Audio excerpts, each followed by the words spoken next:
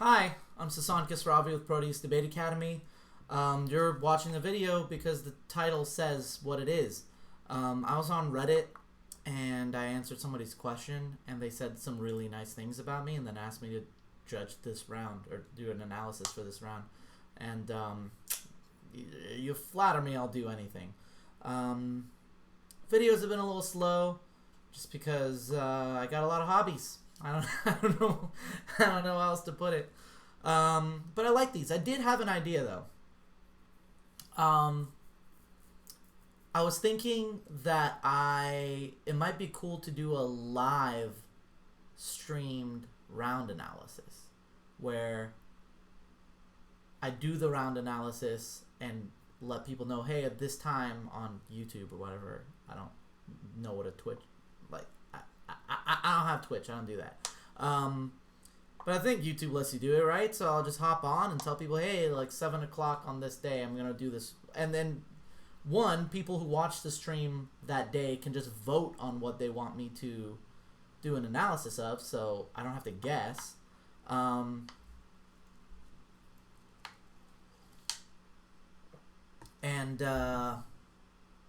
Then I can answer people's questions as we go, and it won't be boring. So people who've watched the previous round analyses will know that oftentimes I'll just stop after like the first rebuttals because like it takes like 3 hours. This has been like 20 minutes already and the debate hasn't started. I'm very long-winded with these things, but I don't know. It'll probably be more fun to do that with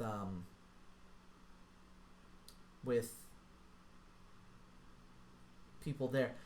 This desk is blue, and I've been finding blue chips of paint on me for days. And I've been like, why?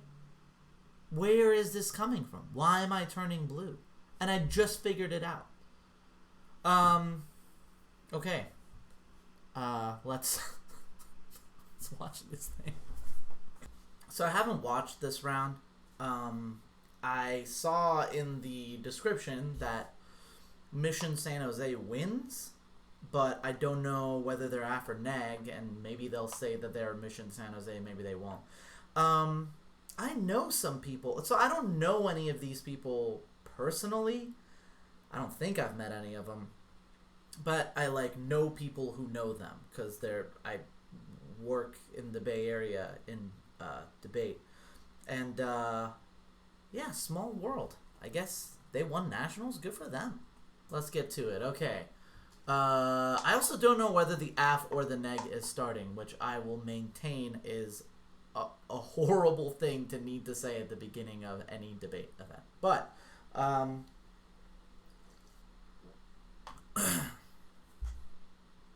ready. For the last time ever, Devesh and I negate the resolution. Our sole contention is halting Mexico's development.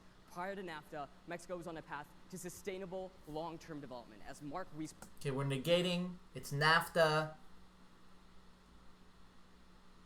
And they're talking about Mexico's development. Got it. Let's go. Director of the Center for Economic and Policy Research 14 explains. Mexico's program of planned industrial development, domestic enterprise, and rigid social programs brought record levels of growth in the years before NAFTA. From 1960 to 80, Mexico's GDP per capita doubled. This is also one of those interesting public forum situations because, I'm not gonna lie, I don't know shit about NAFTA. Is NAFTA the status quo or not? Is the AF defending the status quo or is the neg defending the status quo? What is the res? Let's do some research.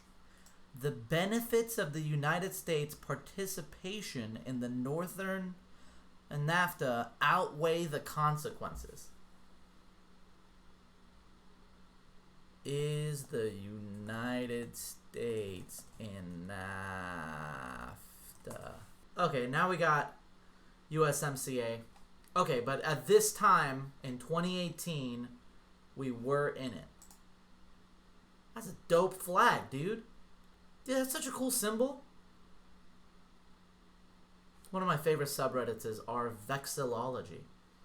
And I never go there, but when I do, it's a lot of fun. Another fun fact is people from Maryland are obsessed with their flag and consistently are upset that more people don't talk about their flag. Little things you pick up. Okay. All right. This dude wants to leave NAFTA, so in effect, like, if we were to imagine this as a policy, you could imagine this as the affirmative for U.S. or NAFTA should disband. Or you can think of it as the negative going first in a value round, defending the status quo. Okay. Amounting to huge increases in living standards for the vast majority of Mexicans. If the country had continued to grow at this rate, as nations like South Korea did, it would be living in European standards today. Simultaneously, Mexico used a gradual approach to open itself to the world market while protecting national industries. As Cordova Brookings 03 explains, following the 1982 debt crisis, Mexico began gradually liberalizing its economy, eventually eliminating trade licenses and simplifying tariffs. During this period, the Lobby of Congress finds that Mexico diversified its exports, moved towards self-sufficiency in food and most consumer goods, and expanded domestic production. Unfortunately, NAFTA brought this development to a halt, plunging Mexico into the global economy headfirst with no regulation or protection of domestic industry. As Wiesper writes, NAFTA brought Mexico's industrial and developmental policies to an end, enshrining rapidly deregulated trade and investment in a binding agreement. Specifically, Rocha of the Institute for Policy Studies 14 writes that under NAFTA, corporations were granted the legal power to sue the Mexican government whenever it passed programs that could interfere with corporate profits. This resulted in a chilling effect where the Mexican government was effectively blackmailed out of passing further reforms that served the public interest. Instead, NAFTA reversed progress and electrocuted the Mexican economy in two ways. The first is destroying domestic industry. Without any domestic regulation, NAFTA's rapid shift to trade. Okay, so far this is so far so good, right? No major complaints. That's a really obvious thing to say because I imagine both teams are going to be really good. They're at the national finals. But one of the things I'll say is that for me, this case is focusing, at least so far, a little too much on like what things were like before NAFTA, which isn't really the question in the resolution. If the question was it did more harm than good, that's when you want to focus. But if I'm the AF, I want to make a lot of that irrelevant, right? And be like, yeah, sure, NAFTA was a terrible decision, but going back now would be even worse. So I'd like to hear a little bit more about like specific evidence, specific experts saying like what would happen tomorrow. Oh, look at all the fives at the bottom of the. That's nice. What would happen tomorrow if NAFTA disbanded today? That's what I'm looking for. I hope this case isn't just focused on, well, here's why Mexico was this utopia in the making, and then they made this really bad decision. Allowed American multinational corporations to quickly take over Mexico's key industries. What is an American multinational corporation? Isn't that an oxymoron? Destroying jobs for the poor and working class. As Rocha writes, NAFTA has unequivocally been a net job destroyer for Mexico. Also, the two buttons on his shirt, along with the tie, looks like a demon's face, right? Like beady little eyes with a weird nose, and now I can't unsee it. Companies like Walmart have displaced scores of smaller businesses, causing more than 600,000 companies to go bankrupt during the current administration alone. For example, in the agricultural sector, Riesbro finds roughly 5 million permanent farm jobs were lost due to agricultural monopolies. Thus, he concludes the Mexican unemployment rate has averaged roughly 5% under NAFTA, whereas in the He's jumping around a little bit too much for my taste also. Like, he's doing a good job of, like, just painting this general story that shit's not going well for Mexico. But it's not one consistent story. Like, we're talking about how farm jobs are being lost, but then we're also talking about how Walmart's the one making them lose jobs. Like, is Walmart making people lose farm jobs? Like, the overall, it's painting a good picture, but it's not setting up a good like logical chain that demonstrates like A will lead to B will lead to C. But maybe that will come. NAFTA age, it was only 3. Second is creating financial dependency. As Wiesbro explains, because Mexican institutions were still developing when NAFTA was enacted, the deal increasingly tied the country to American investment, meaning any recession would hit Mexico harder, as the U.S. would pull all its money out of the market. Indeed, financial crises in 94, 01, and 08 all had a more severe impact on Mexico than any other country in the region. Reuters 17 verifies that Mexican dependence on America's economy pushed an additional 5 million people into poverty during the 08 recession alone. Worst of all, this dependence means that shocks in the prices of basic goods, which used to be stable, are now highly volatile.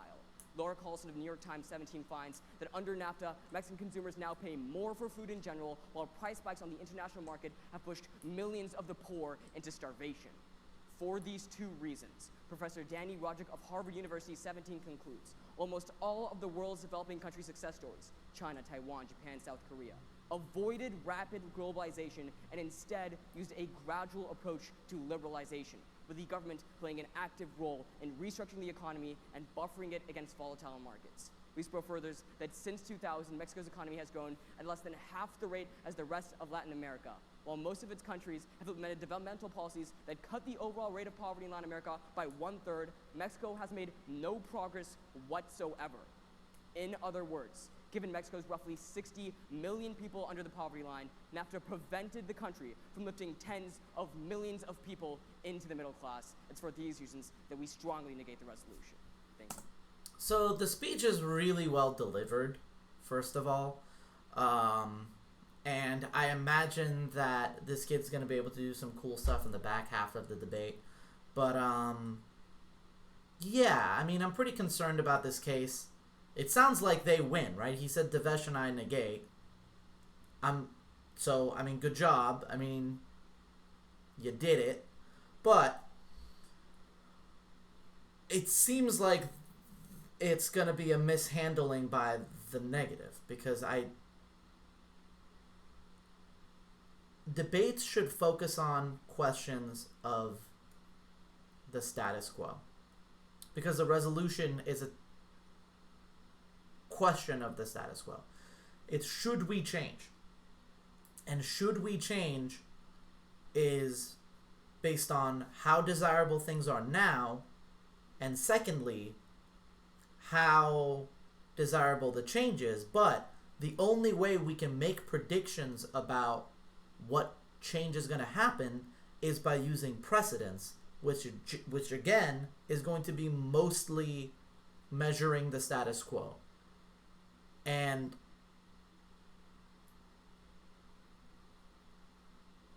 that's something that I feel like is really overlooked in debate.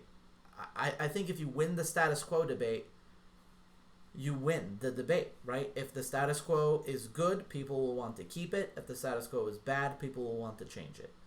And ultimately focusing on like these predictive arguments without any basis. He's not even making a predictive argument. He's just saying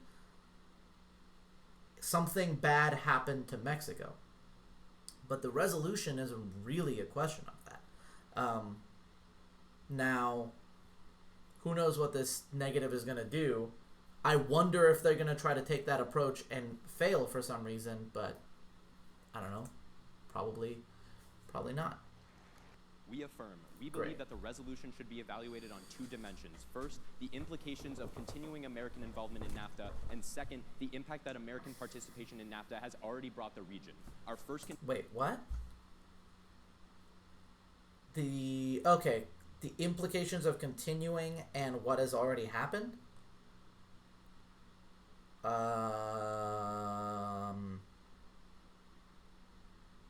That seems incredibly defensive, right? Like, you're not saying any DAs to leaving. You're not saying if we leave X will happen. You're just saying it's good, it will be good, and it has been good, which is an interesting 2 ways of splitting it, but ultimately you probably want a little bit more offense, because you're leaving yourself really open to, now it's just a measure of the status quo, right? Like, if it is good, then Mexico won't fucking suck right now, right? And I'm pretty sure the negative is going to win the debate that Mexico sucks right now. So what's the strategy here? How is this... Like, I think the only strategy is to say leaving will make it worse. Like, how... What's the strat, guy? Contention is what American participation will continue to bring. President Trump has turned away from multilateral institutions since taking power and has demonstrated to resolve and following through on campaign promises. For instance, he has withdrawn from the Trans-Pacific Partnership, suspended military exercises with South Korea, and has long threatened to leave NAFTA. These actions jeopardize American relations with our closest allies and risk plunging the world into disarray, which would only allow rival powers like China to fill the void in global leadership that the United States has abdicated. This is a classic mistake that negatives make, and I know he's the AF, but the ones saying we should maintain the status quo is that he is talking about why the change will be bad, but he's not talking about why the status quo is good. You need that uniqueness on the negative. Otherwise, it's a linear disadvantage. And what's going to happen here, probably, is the other side's just going to say that all that shit's going to happen anyway, right? What he needs is to say, right now we have strong, stable relationships, but leaving NAFTA jeopardizes that. And that will uniquely cause all these problems. All he's done so far is list a bunch of shit that is bad and say the status quo we're defending is unstable because Trump will screw over all our alliances and shit like that, like left and right. Which, even if we imagine we keep NAFTA, the effects of that are probably going to be non-unique. The effects of, like, having poor relations with other countries are going to be non-unique if you don't defend that right now it's stable, sans, like, taking the action against NAFTA. So, I think this negative should have... Sorry, this affirmative... This team should have defended the status quo in all of their arguments. The status quo of that argument. It sounds like he's going to say some great things that NAFTA has done, but we'll see. Global Americans, a think tank on Latin American issues with support from the Ford Foundation 17, writes that if the United States pulled out of NAFTA, it would leave a large economic vacuum that China could fill. This is problematic as they continue that a retreat by the United States is a serious risk to American influence. They add that China sees economic influence as eventually leading to diplomatic influence. The expansion of Chinese influence as a global leader would be disastrous, as they have horrible human rights records and emphasize letting countries govern themselves, which is just a euphemism for turning a blind eye to authoritarianism. Indeed, Deal 17 of the Washington Post argues that Chinese global leadership would significantly curtail individual freedoms and encouraging cracking down on political dissidents. Our second... Again, like, nobody in this debate is reading uniqueness. First of all, like, you're reading hedge, which, if you don't know, is short for hegemony. It's policy debaters, parley debaters tend to think of arguments in terms of, like, here is the argument, and then here is what we're applying it to regarding this specific topic. I've noticed that in public forum, that's less common, unless you count people just making everything about the economy. But hedge is an argument where you argue that, like, our sphere of influence in the world being hurt is bad. Or you say that our sphere of influence being hurt in the world is good. But the argument stems from our sphere of influence. That argument is fine if you have uniqueness, right? Like, why is our sphere of influence in Mexico helping? Oh, because like we're maintaining like peace and civility and like it's not authoritarian. Like, don't cartels like murder politicians there all the time and like run like villages and shit like that? Like, that doesn't sound good. So in this instance, I'm not motivated to maintain the status quo. The less motivated you are to maintain the status quo, the more motivated you are to take a risk to change it. I have a video. Did I make this? Called Controlling the Uniqueness? Something like that. I don't know. I think I made this on the channel a long time ago. If I did, check it out. I'm not going to keep talking about it. But I think it's really important. I think that this is why I don't want to vote for the affirmative right now. But let's see. Maybe argument 2 is really good. Contention is what NAFTA has already done for the region. In 1994, the Mexican economy plunged into a recession because of investor fears and political violence. NAFTA prevented a protracted Mexican recession in 3 ways, and the first by is enabling export-oriented growth. Because exports are driven by demand in other countries, they are resilient in times of recession in the home country. When Mexico, but not the U.S., experienced economic instability, exports remained stable. Lustig 17 empirically finds that Mexico's economic recovery began in 1995 with a decline in GDP that year, followed by 5.1% growth in 1996. The engine of Mexico's recovery, He 17 of 538, specifies that Mexican exports more than quadrupled since NAFTA went into effect. Comparatively, Burfisher 01 of the Journal of Public Economic Perspectives concludes that NAFTA greatly reduced the harms the peso crisis would have otherwise had, concluding that without it, Mexican exports would have fallen 52% more. Second is by boosting investor confidence. Burfisher again writes that NAFTA's promise of sustained official economic relations reassured investors about the prospects for recovery and growth of the Mexican economy in the aftermath of the peso crisis. Lustig 97 of Brookings noted that NAFTA was crucial for Mexico's economic recovery by encouraging exports and foreign direct investment, quantifying that FDI in Mexico would have been 40% lower without NAFTA. Because FDI is long-term capital investment, Tello 17 of the ERC explains that FDI is tied to regional long-term economic resilience. Third is by incentivizing a U.S. bailout. If the U.S. had left Mexico to face its crisis alone, America would have experienced its own domestic financial crisis from the close linkages forged by NAFTA. Consequently, Lacuna 99 of the International Journal of World Peace emphasizes that there is no doubt that Mexico's recuperation was due to the United States, which had no choice but to help Mexico or suffer economic chaos itself. Additionally, Humphrey of Utah in 2000 documents that as the peso value plummeted, devaluation hurt investors and the legitimacy of NAFTA itself. President Bill Clinton could not afford inaction and jeopardize the success of a landmark trade deal. Instead, the U.S. bailed out Mexico, lending billions of dollars and stifling the crisis. Mexico's GDP during the crisis reflected a disastrous economic downfall. Yet a year later, Mexico recuperated thanks to the economic support of NAFTA. The impact is preventing a peso piñata. William Orme in his 1998 book writes that NAFTA's kept the peso's slide from accelerating into a freefall, and absent NAFTA, Mexico's crash would have been instantaneous and far more severe.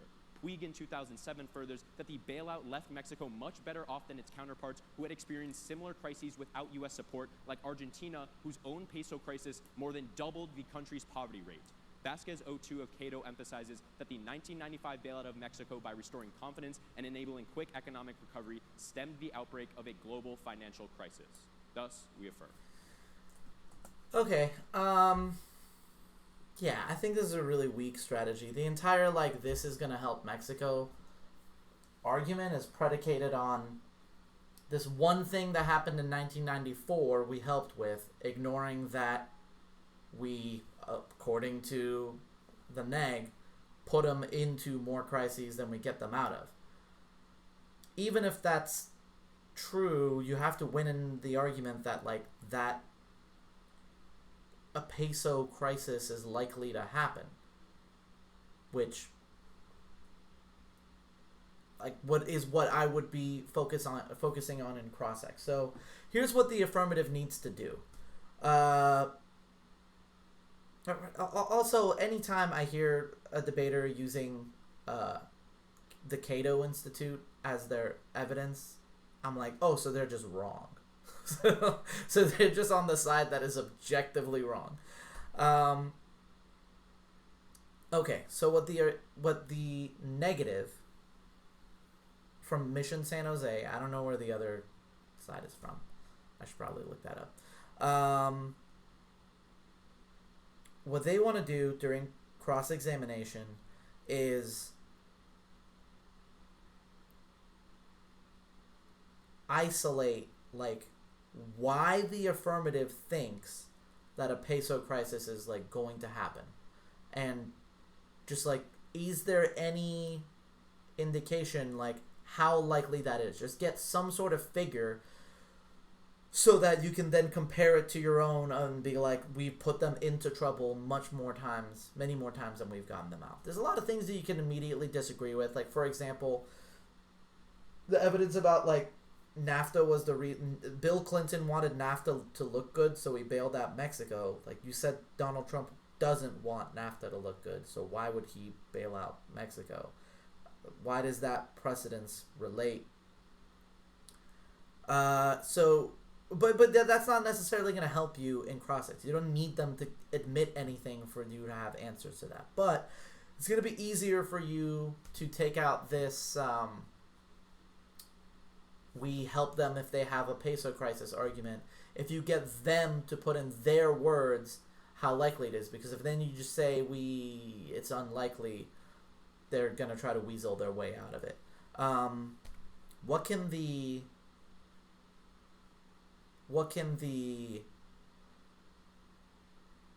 affirmative do? They should try to focus on getting the negative to talk about, like, now. Like, how's Mexico doing now? And to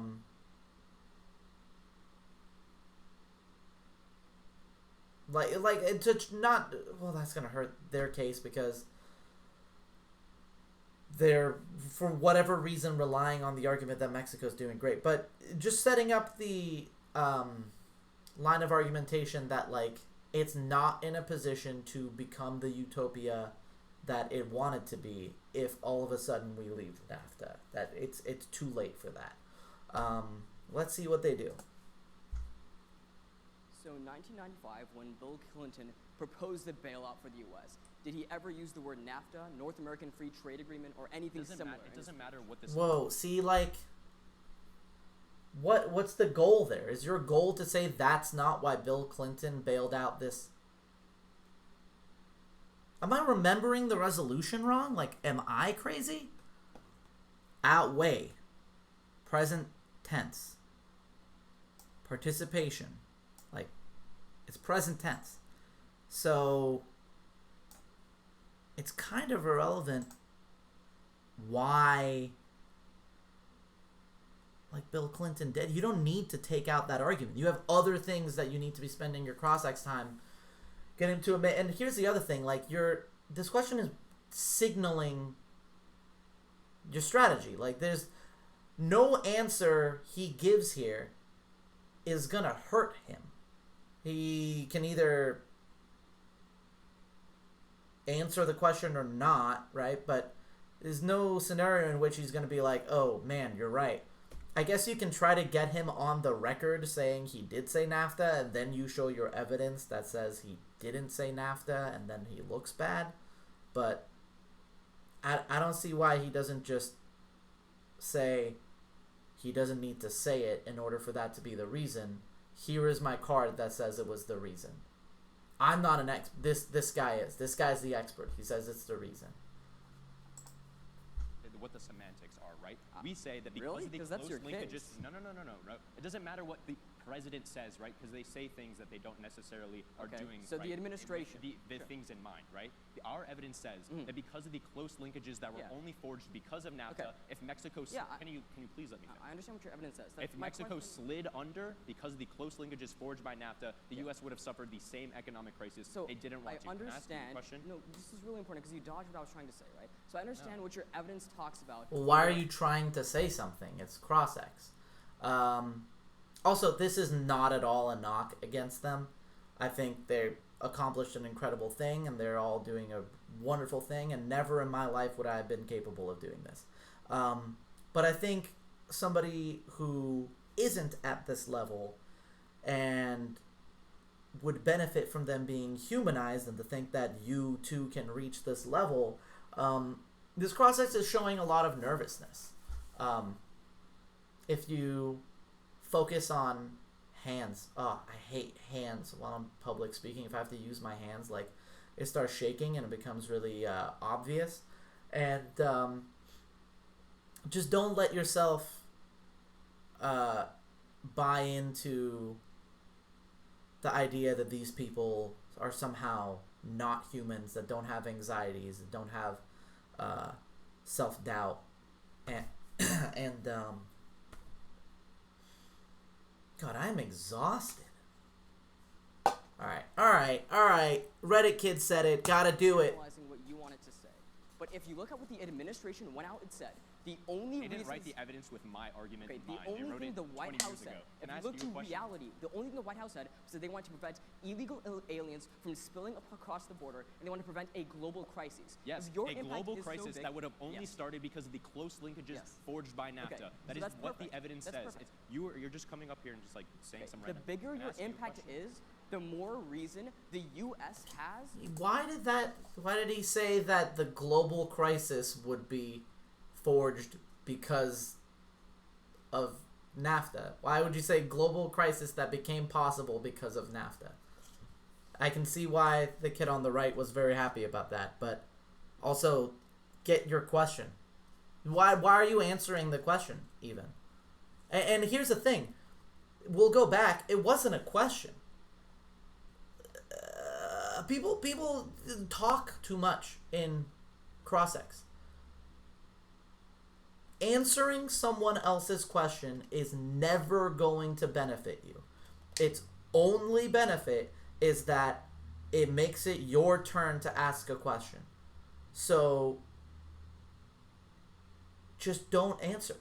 Maybe there's a 1 in 100 chance that you're going to answer the question so well that it's actually going to make them look bad for asking.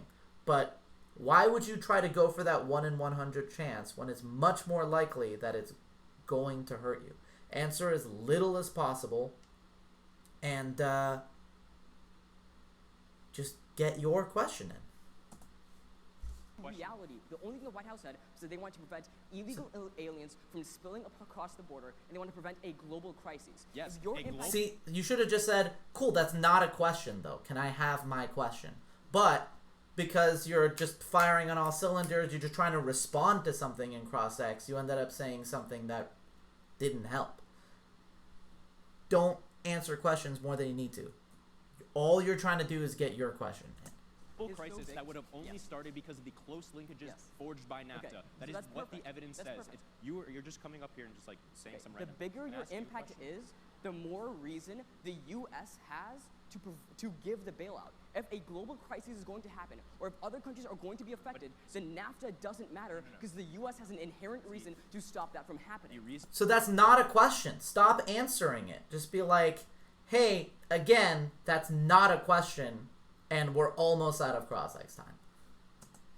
Why the global economic crisis would have happened is the only reason is because of NAFTA, That's right? so naive. No. Like the United before States that, was not closely linked to Mexico as much as it was post-NAFTA. Okay, so if that's true, Can I please ask a question? One last thing. No, if that's true, why did the U.S. bail out Mexico in 1982 when we did not have NAFTA?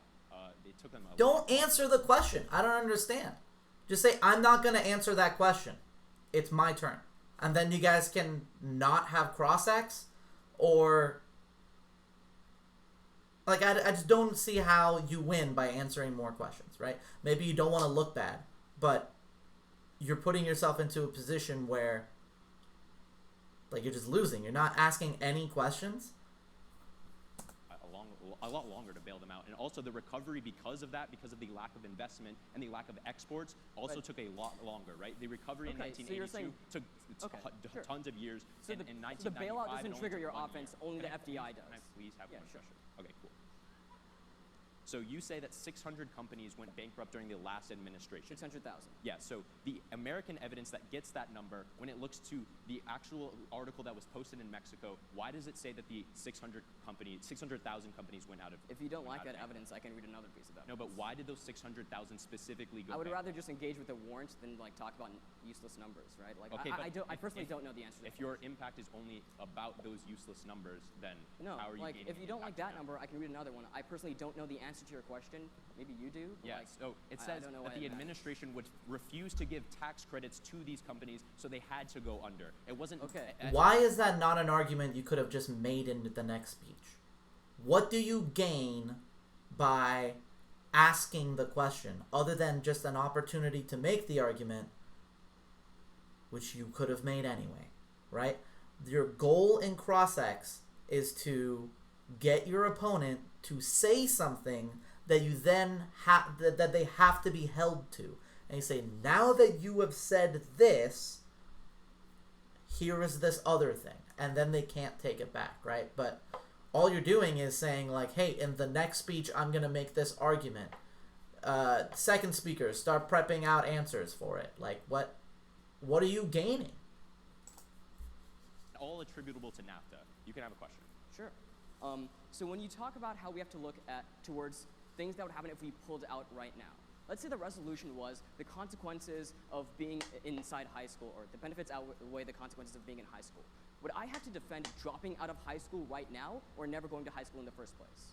No, yeah, you would have to defend the continued participation of you being in high school, because those benefits only come with you being in high school. Okay, so as long as I was in high school, but No. why would I have to, If like, you would I can- have to drop out It's overtime. Wait, Okay. that question... being in high school? Would I have to, They had to go under. It wasn't Okay. at all attributable to Yeah. things that would happen if we pulled out right now? Let's say the resolution was the consequences of being inside high school, or the benefits outweigh the consequences of being in high school. Would I have to defend dropping out of high school right now, or never going to high school in the first place? No Yeah, one you has to would have defend anything.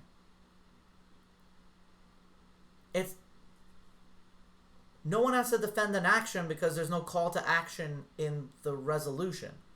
It's a measure of the status quo. It's a value debate, if anything. It's a fact debate. It's a measure of the status quo. Is the status quo good? And the AF says the status quo is good, and the negative says the status quo is bad. Now, one of the ways you could frame that is to say it's good, but the alternative is better. Or you could say it's bad, but the alternative is worse. But nobody is forced to defend any action, right? Like, the negative isn't being forced. The question doesn't even make sense, really. 'Cause what he's saying is, okay, if I'm in high school and the resolution is, do the benefits of being in high school outweigh the consequences, and he's the negative, does he have to defend dropping out? Like, no, but if being in high school is bad and dropping out is better, you have to answer that argument, right? Like if dropping out is worse. God, I'm just gibberish. If the alternative to being in high school is dropping out, and dropping out is worse, then yeah, you lose. This is gonna be a useless video. The continued participation of you being in high school, because those benefits only come with you being in high school. Okay, so as long as I was in high school, but No. why would I have to, If like, you would I can- have to drop out? It's overtime. Yeah, if being in high school is worse than not being in high school, then yeah, you're defending dropping out. I don't understand.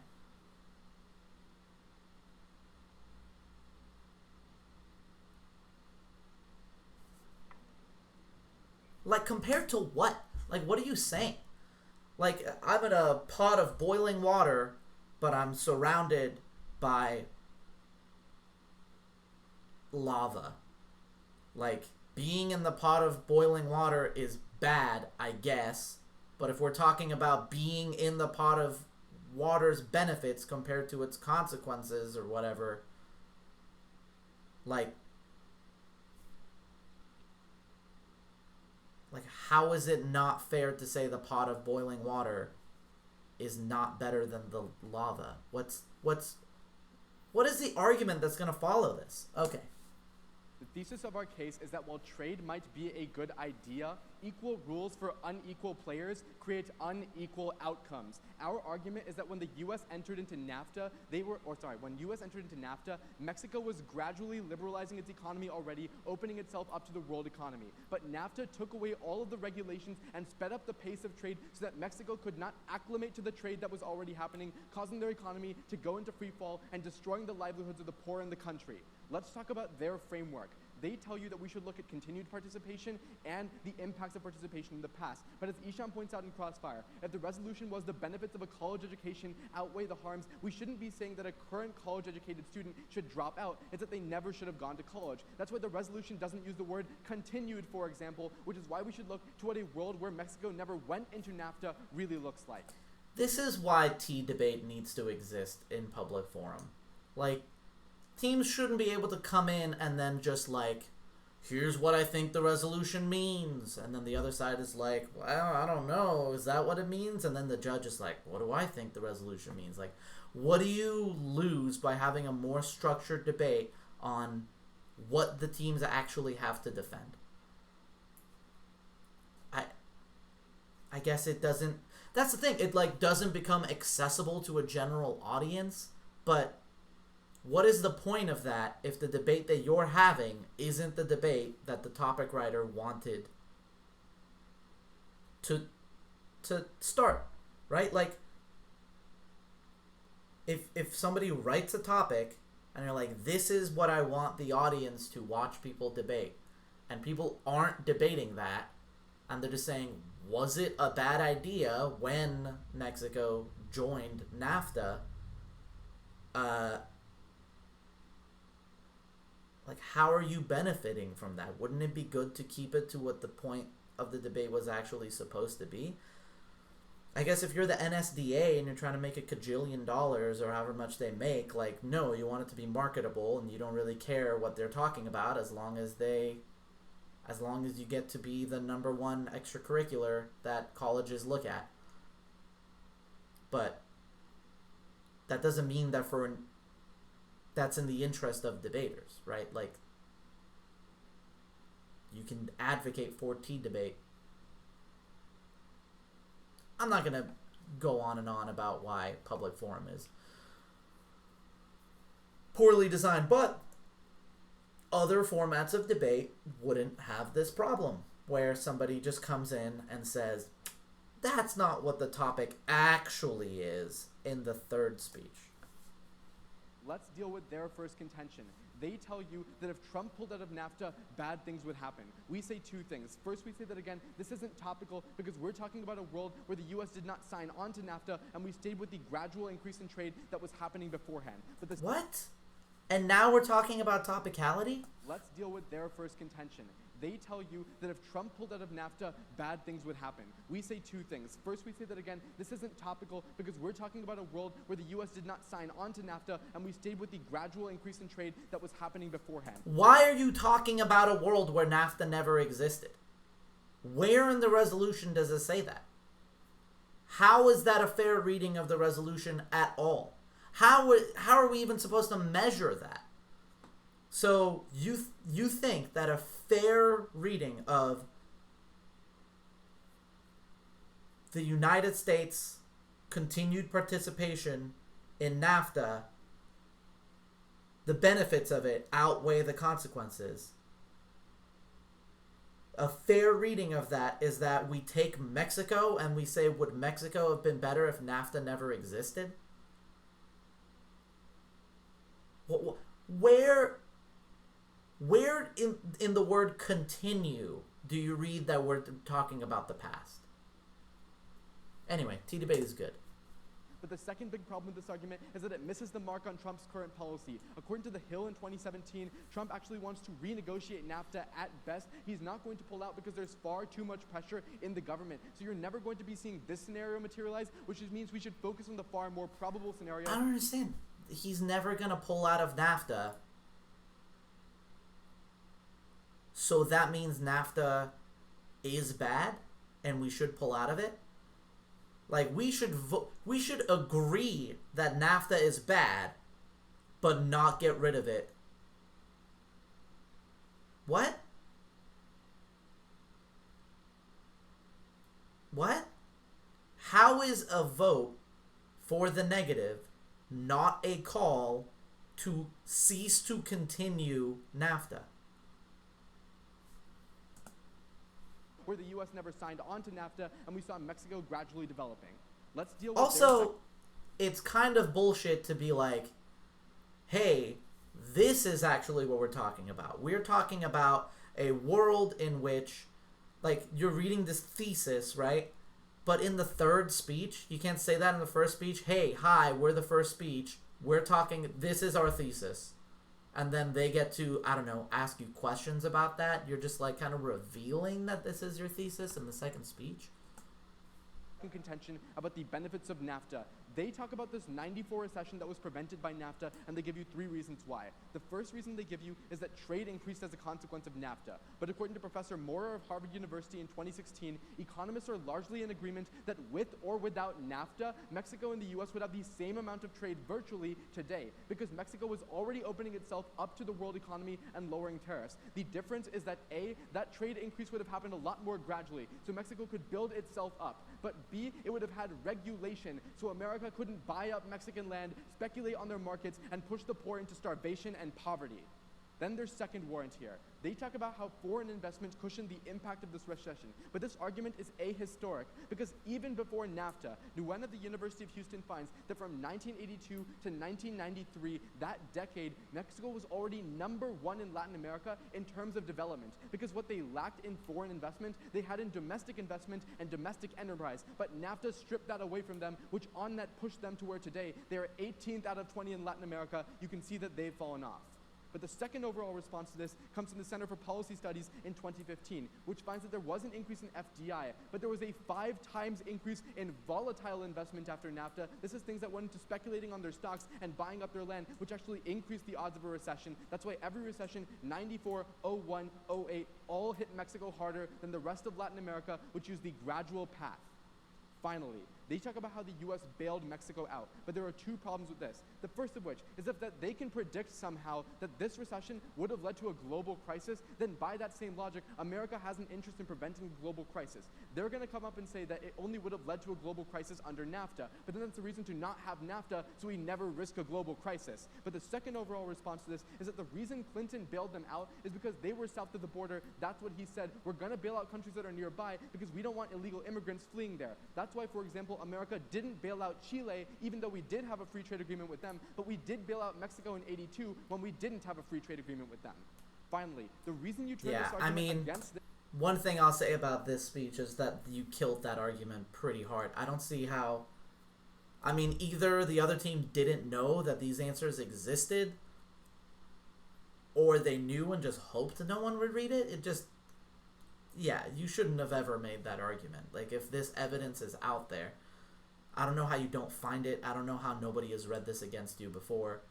I also don't know what it would prove that that was the motivation. I think the speech is going really well for the negative, but ultimately, like, where the affirmative is hurting the most is that they didn't frame enough of their speech as being the consequences of leaving now would be bad. And because of that, like, this, the negative is going to be able to kind of like finagle out of, well, that's not really even what we're talking about, and that's like their only offense. The reason they're trying to get rid of those arguments is because I'm assuming, I haven't done the research, but I'm assuming a lot of people agree that if Mexico were to leave now, it would be a shit show. That's the only reason to try to say, well, that's not what this debate is about. And I just don't see how in the Mexico debate, leaving now would be worse is not like priority number one. Like, status quo is good. Bread and butter argument for the side that's against changing the status quo. But we don't get any status quo is good arguments. We don't get any like, here's what would happen if they left. We don't even have that scenario. We don't have a single impact that's read. We don't have any link chains. We're just like, it. I don't know, but their side is because Neely of Harvard University finds in 1997 that the reason this recession started in the first place is because NAFTA made Mexico dependent on United States investment. Then 1 year later, when political events occurred in Mexico, they were able to pull all of that money out of the market, dropping the peso's value by 50%. But without NAFTA, that dependency wouldn't exist. They further that if NAFTA didn't exist, Mexico could have stopped the recession without American bailouts on its own. Thus, we're very proud to negate. So, rhetorically, oh my Jesus Lord. Rhetorically, the negative did well in that speech with that Bill Clinton argument, but where they're getting away with murder is this this like question of what's topical and what's not. And it would really help the affirmative if they actually had the arguments that the negative is trying to keep out, right? If they actually had arguments that said, here's why Mexico leaving now would be terrible. But either this girl is going to bring them up now, or they just don't have those arguments for some reason. Everyone's ready. Okay. It'll start on their case. Our second contention will be the first thing you evaluate in this round. This is because prolonging a recession precludes the ability for a country to gradually develop independently.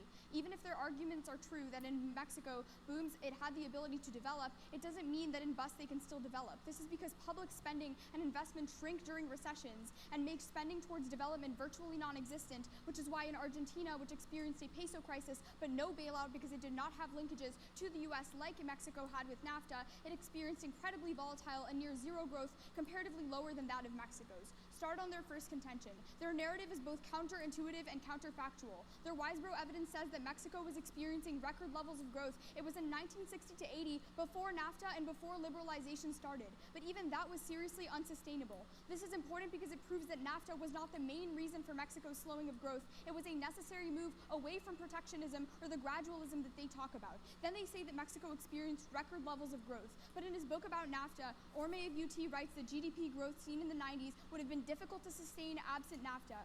And this is because Salinas needed the efforts to lock in the momentum of liberalization because he faced significant opposition. Specifically, he finds that it would have been far more difficult for a future Mexican government to pursue economic integration had NAFTA been rejected. Then they talk about ISDS and corporations causing a chilling effect. But Gertz 18 of Brookings finds that in light of the current impasse, there's a real possibility that NAFTA Brookings and Cato. That's a winning 2.0, case right either there. by parties formally agreeing to exclude the stipulation altogether or by including an opt-out clause that all countries would take, meaning that in either case, this warrant would no longer apply. Then on the impact level, they tell you 600,000 companies went bankrupt, but Milenio finds that this was due to a lack of small business credits in Mexico, which the Nieto administration ended up reinstating. But then they tell you that that people were displaced in the agricultural sector. Liederman finds that NAFTA actually included stipulations which would have allowed Mexico to put in place tariffs to prevent this from happening, but they just chose not to do so, which means that this problem is a fault of the Mexican government failing, not a fault of American participation within NAFTA. But even so, we would say this is an on-net benefit. This is because they're implicitly conceding that food prices in Mexico have decreased. This is the case because Mexican farmers, if Mexican farmers are losing their jobs, it means they can no longer profitably work. This necessarily means that prices have gone down because there's no way these... Okay, what you're saying right now and saying this necessarily means this is what they're trying to say, blah, blah, blah, that is what you should have gotten them to say in cross-X. Because now they can come and just get out of it. But if you in the first cross-X said, why are farmers losing their jobs? And gotten them to say, because the U.S. makes the price of food so low that they can't compete, Then you can come up and say, hey, cheap food is good. But now they're gonna, one, it's coming way later in the debate. You don't have them already agreed to it and locked in. So now they're gonna try to obfuscate it and be like, whoa, blah, blah, blah. It's just coming way too late. Like, that's what the value of that cross-X was and how it should be used, other than, like, instead of just, don't you agree with this point? And they say, like, no. I think this happens in public forum because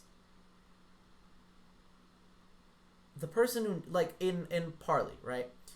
When we do cross-X, the person who is going to be speaking next asks the questions, because they're the ones who,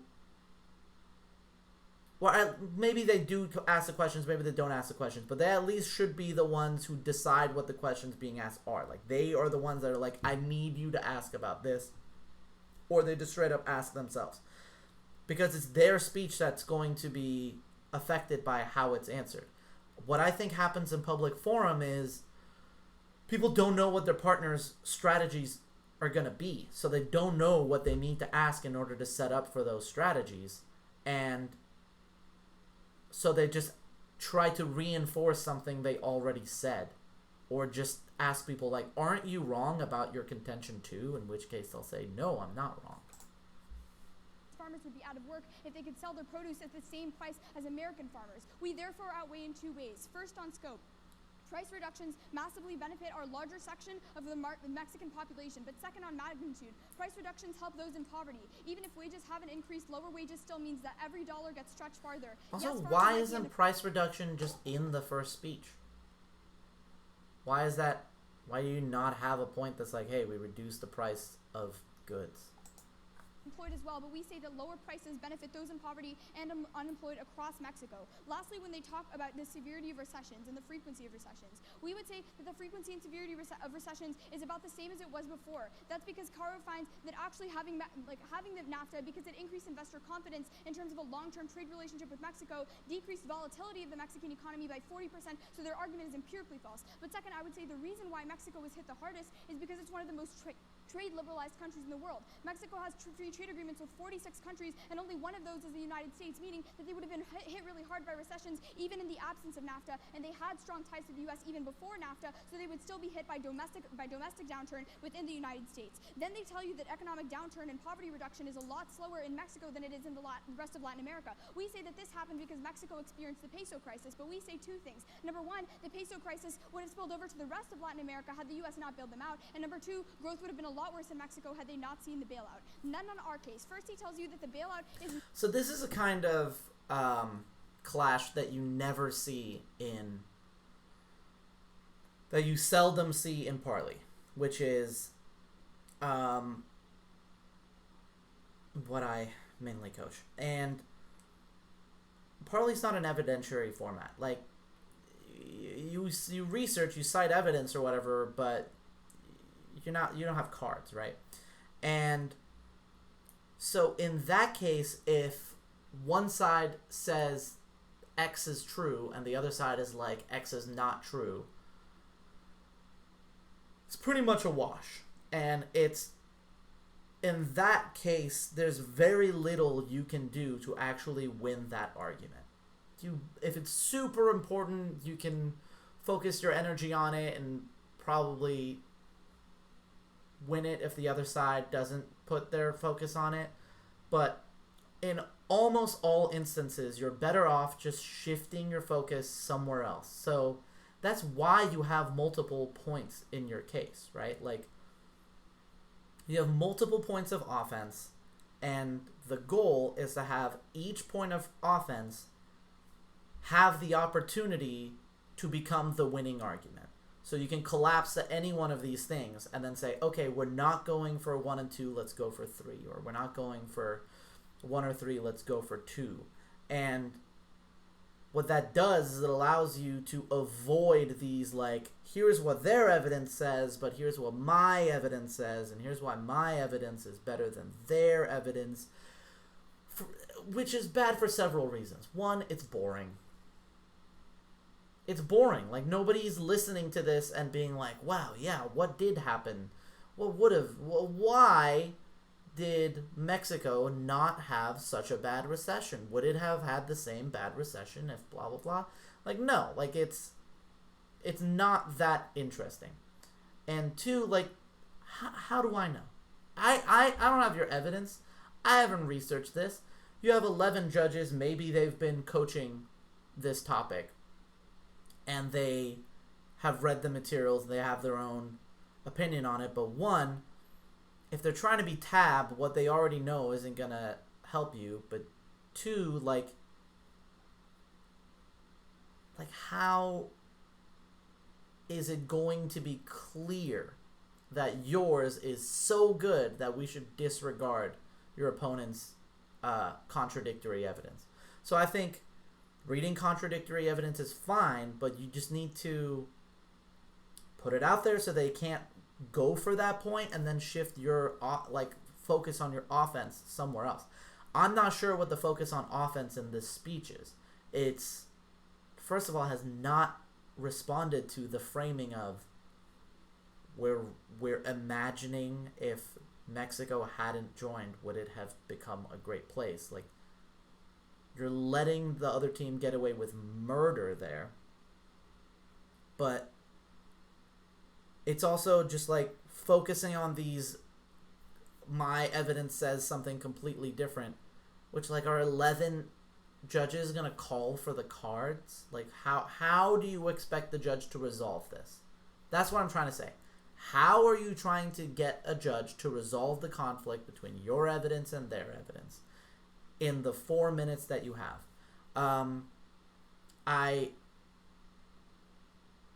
If the second speech from the negative hadn't happened, this would be a great speech. But the negative has signaled what their strategy is and how they're trying to win, how they're trying to frame the debate. And while this speaker is very talented and doing a great job of presenting the information that she has, it's just responsive to the first speech. And I know that, yeah, the norm is to respond to the first speech and not, like, be responsive to the rebuttal. But one, like, why? Why would that be a good norm? Why wouldn't the second rebuttal respond to the first rebuttal and just get an advantage for the entire rest of the debate? We're going to make an entire video probably at some point about the metagaming of public forum and what a massive structural advantage the second speaking team has. Especially if you do things like respond to the rebuttal, because you're just letting the rebuttal, like, be fact in the judges' minds for, like, 20 minutes before it's ever challenged.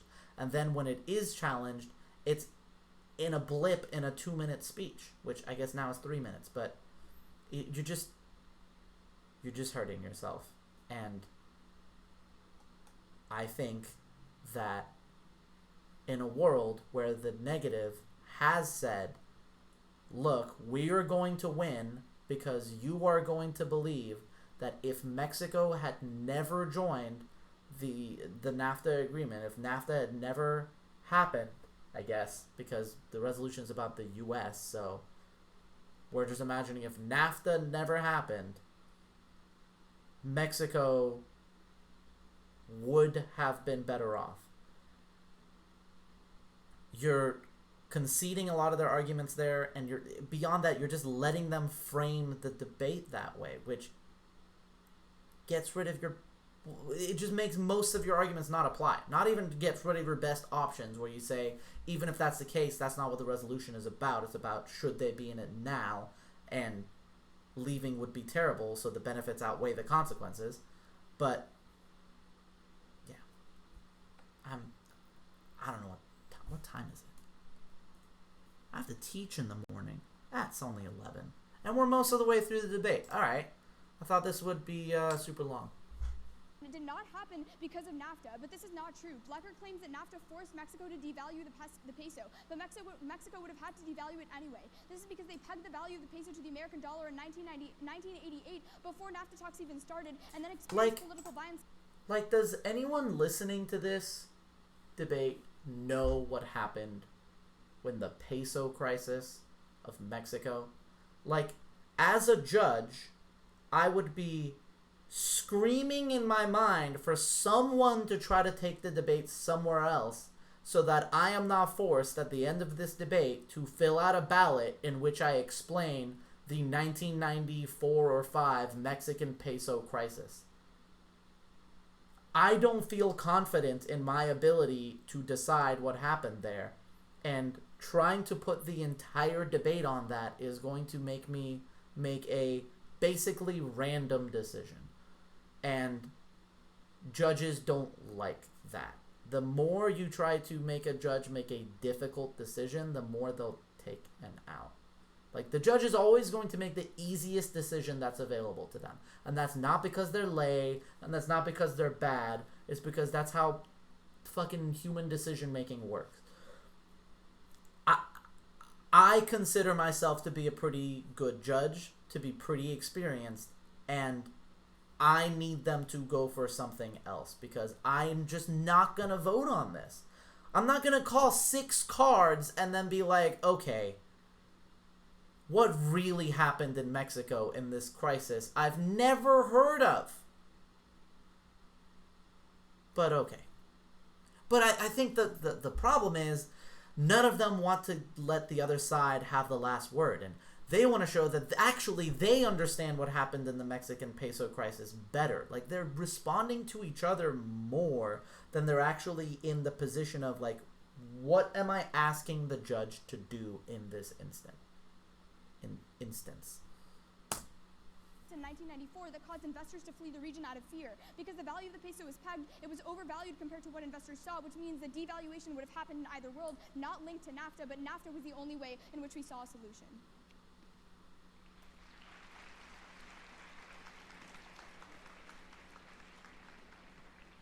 Yeah. Okay, thanks. You ready? Let's go. Let's start time now. Okay, so you talk about how the peso crisis would have spilled over to the rest of the world, right? Right. So doesn't America have an interest in preventing a global recession either way? So we would say that the reason they would not have, I would say that, of course, the easy answer to that is, well, one, the easy answer to that is no. Like, just the word no. Don't explain. And then, this other boy child will say, why? And then you say, one, because they didn't do it in Argentina, so they're obviously not motivated. They didn't do it in Chile. There's global crises, there's economic crises all over the world all the time, and we don't intervene, and any of them could go global. And second, like, Donald Trump doesn't do what's in the country's best interest. Like, why are we going to imagine that the United States is a perfect rational actor in all instances and doesn't make any mistakes? Like, like the 2008 financial crash doesn't demonstrate that our system, like, is not forward thinking? Just no, I'm not going to give you the link that says that these things are going to be, like, fixed because of some imaginary faith in, like, the logical system and whatever. Like, the bad things happen. If that were the case, why would any financial crisis ever happen? If everyone's going to stop in and prevent financial crises, why are there financial crises? But I wouldn't take that long to answer it. I would just say no. You'd say why. Be like, they didn't intervene in Argentina. They don't intervene in other cases all over the world, and there's no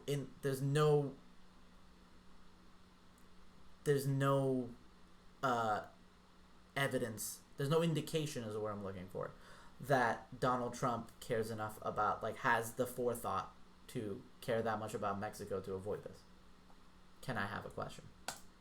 U.S. has an interest in preventing a global recession, but I would say that they empirically have not stepped in to intervene in countries that they did not have dense trade ties with, like Argentina when they experienced. Okay, so that's, she did really good there. That's maybe not as, like, terse as I would have put it, but that's the right argument. So kudos to you, girl child on the left. I should figure out who these people are. Yeah, that's mean. Okay. Devesh and Ishan. I think that's Devesh.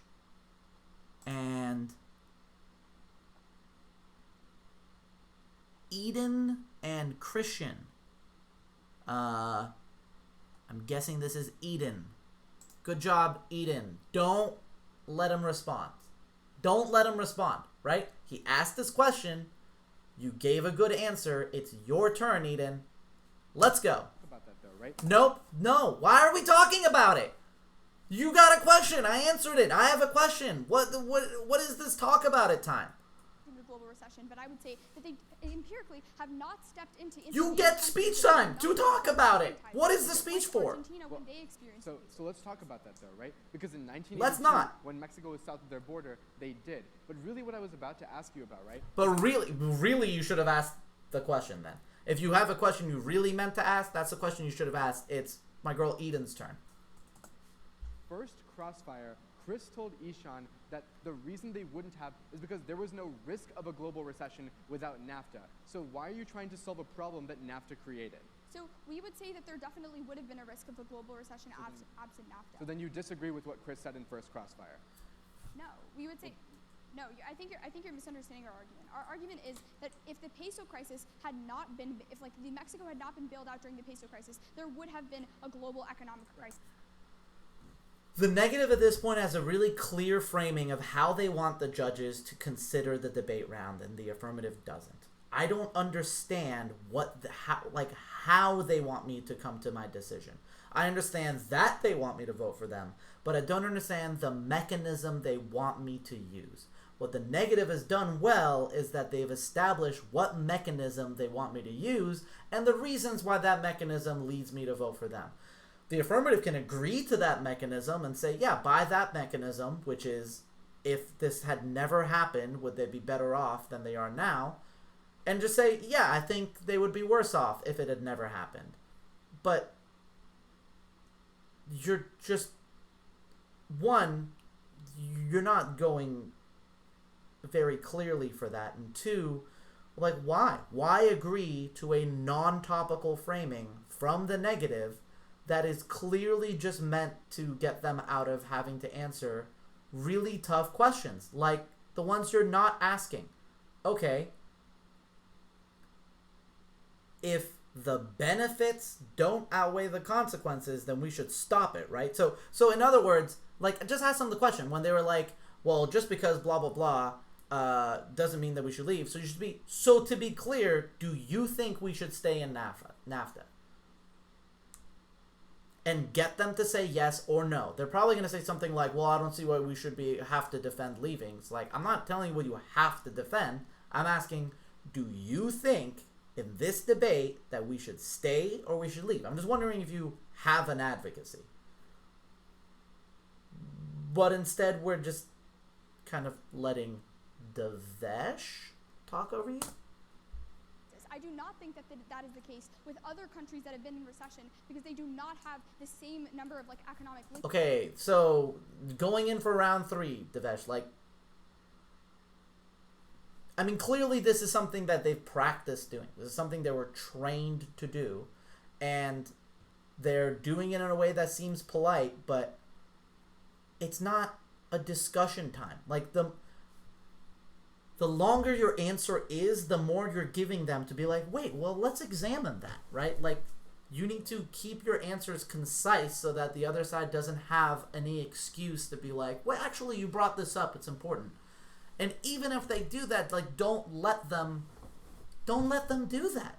I mean, maybe this is just a super taboo thing, and that's why no one does it, even at the national championship level.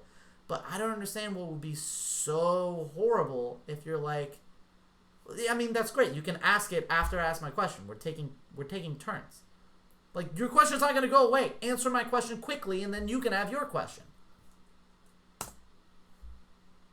That Mexico does to the rest. We'll get back to this in a second, but I think it's your turn to reply. Sure. So when you Fair talk enough, about, Devesh. when you Good talk job. about the fact that when you talk about the fact that volatility increased in Mexico after NAFTA, why is that the case? Volatility increased? Yeah. Okay, so we're doing comparative analysis. So you talk about how in Mexico volatility dropped by 40%. Ishan's going to come up here and tell you that we agree, because most countries that open up to trade gradually see reductions in volatility. But the rest of Latin America saw far greater reductions in volatility than Mexico, and which is why all of the recessions were worse for Mexico than them. I would say that So NAFTA was good, but non-NAFTA would have been gooder. The reason why Mexico experiences worse recessions than the rest of Latin America is because it's so liberalized. It has free trade agreements with so many countries. So of course it will be impacted more frequently and severely. But specifically the dense linkages to the U.S. forged by NAFTA are the uniqueness for our case. So our argument is that while all of the countries in Latin America are highly liberalized, NAFTA is what uniquely took away the regulations on that liberalization. All of the countries in Latin America are highly liberalized? Which is why it's worse. But can I have a question? Go ahead. You talk about how if they didn't bail them out, they would go like Argentina and poverty. Also, one of the scariest things that can happen in CrossX, which Paul's partner Dallas was really good at, is they answer the question and they're like, perfect. What she would do is she'd ask the question and be like, what is this? Like, what is the whatever? And they're like, it's this. And she'd go, perfect. And the other side would be like, they'd be looking at each other like, is that wrong? Did I just say the wrong thing? Like, it's just, I don't know. I think it's this, like, trying to disagree with their answer thing. I don't know how it helps you. I don't know how it helps you to disagree with the answer they just gave. Like, they're not going to change their answer. Well, you're just burning time that you ultimately need back to ask your next question. What you want is not to have them say something so you could respond to it then. You need to get them to say something so you can use it later to your benefit. Argentina doubled, right? So Argentina and Brazil both saw worse recessions, and both of them were not bailed out, and we agree that these things happen. But in the long term, through gradual liberalization, what happened to those countries relative to Mexico? So the problem is that we would say that gradual liberalization would not have been a sustainable possibility for Mexico. We understand that response, but I'm talking particularly about if we won that point, what did happen to Argentina and Brazil without an American bailout? I'm not going to entertain that because I don't think that point has like a valid premise in the round. So I would say, I mean, we think it does, which is why I asked. Well, I mean, once you if you win that argument and properly respond to the responses I put on your case. The correct answer is, who knows? What happened to Argentina relative to Mexico? I don't know what would have happened in Mexico if they weren't in NAFTA. Maybe there would be a crop famine. How am I supposed to answer that question? The affirmative has allowed the debate to get away from them because it's kind of just gone into this completely hypothetical realm, and they're not questioning the framing, right? That's what's going really well for the negative, is they're all framing this to imagine Mexico never entered NAFTA, here's what Mexico would have looked like. But based on what? Based on what happened to Argentina? Why does that apply? I get that what Eden is trying to do is say, hey, I don't think that applies, so I'm not going to answer that question. But it's not the question that's the problem. It's the entire framing of evaluating through the debate through the lens of what would have hypothetically happened in 1995 in an alternate dimension. That's the thing, right? So maybe you can win, I don't want to, I shouldn't have to talk about Argentina, but that's going to seem like you're dodging the question. And your point ultimately is right, but the way you need to frame it is in attacking the framework that Devesh has tried to sneakily introduce into the round with this thesis. We'll see what happens. The way that summary they outperformed Mexico by a factor of 2 and cut poverty by a third. So I would say that the reason why that happened was because they were not affected by the tequila crisis, specifically because the U.S. bailed them out, and that crisis didn't spread to the rest of But Latin America. Argentina was not bailed out. I just don't know what the thought process. And here's the thing, at this level, they must know what these people are running, right? Maybe they just cut a fresh case right before this and they're trying to surprise their opponents. But you must know at this stage that this team or some teams or people in general tried to argue that Mexico got screwed over by NAFTA. But the strategy should not just be defense and say, no, it didn't. The strategy should be, even if that's the case, here's something that's more important, which is, even if that's the case, here's why them leaving NAFTA now is bad. So we should continue to participate in NAFTA.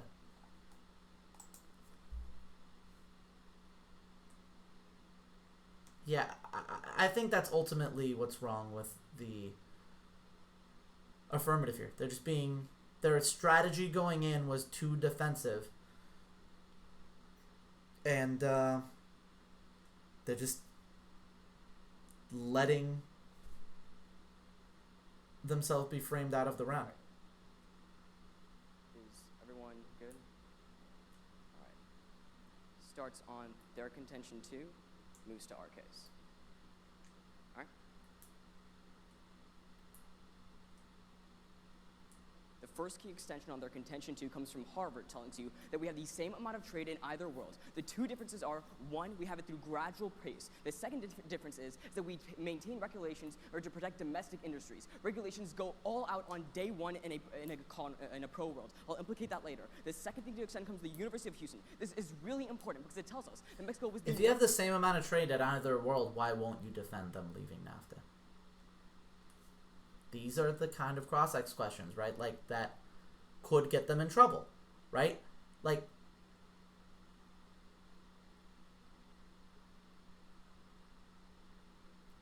just letting them get away with murder. They're just having their cake and eating it too. They're saying nothing bad will happen if we leave, but also if you say something bad will happen if we leave, that won't hurt our chances of winning, because that's not what we're talking about. They need to pick one, right? Or at least they need to be tried to force to pick one. But yeah. #1 model for development pre-NAFTA in 1993. Now this is important because that means that influxes in investor capital would have been able to continue in future governmental generations. The third is the CPS turn, telling you that in reality, because of NAFTA, the change in investment was to FPI, foreign portfolio investment, which are things like stocks, which are way more volatile. But a key concession we get is that the only reason a global crisis was even possible was because of NAFTA happening in the first place. We argue that that risk is not good because of the clean extension of the Neely card, that Mexico would have been able to stabilize its economy if the NAFTA dependence was not created. She just says that political violence was also a factor, but Devesh takes this into account, and our card is very specific in saying that NAFTA compromised 50% of the devaluation, taking this into account. More specifically, on our case, a couple of things. The first thing that she says is that we didn't have sustainable momentums, and we would have caused a global crisis. The HBR card is very specific here because of things like she says, like signing on to other free trade agreements, like in 1988, the GATT, we were already contractually locked, not we, Mexico was contractually locked into reforms that would have continued. Then she says, that we have renegotiations happening right now. One, she doesn't prove probability, but second, the damage is already done. We already have 5 million or tens of millions of people displaced. On our point about protecting domestic industry, she says that NAFTA put stipulations that we could grow, but because we became dependent on these foreign investors, we could not rely on these stipulations, and they were forced to ignore them. Then she says prices went down because of our warrant, but our point is that short-term prices went down, but the World Trade Organization specifically tells you when accounting for monopolization long-term in 97% of the agricultural market, prices went up by 38%. The impact is that poverty was reduced by 1/3 in other Latin American countries that use this same type of development path. But Mexico had nothing. They pushed tens of millions of people into poverty per recession just because of foreign dependence. It's a good argument. That I strongly urge a negative ballot. Thank you.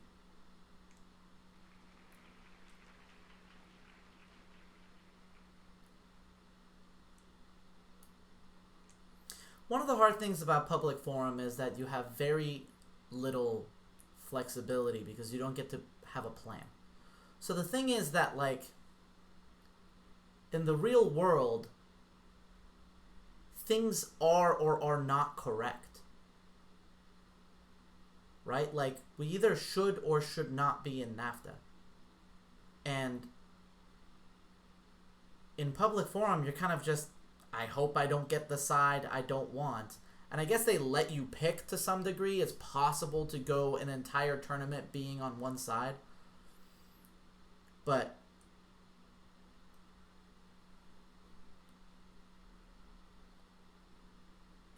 you know, like, I'm sorry, I'm just distracted by their really inefficient evidence sharing.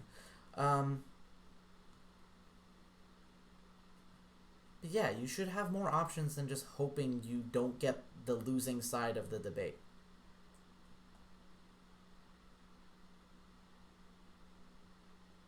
And the losing side of the debate sucks when you're AF, because when you're the negative, you can kind of get away with more, right? You can get away with counter plans, even if they're not like literally a counter plan, but you'd be like, look, this alternative is better, right?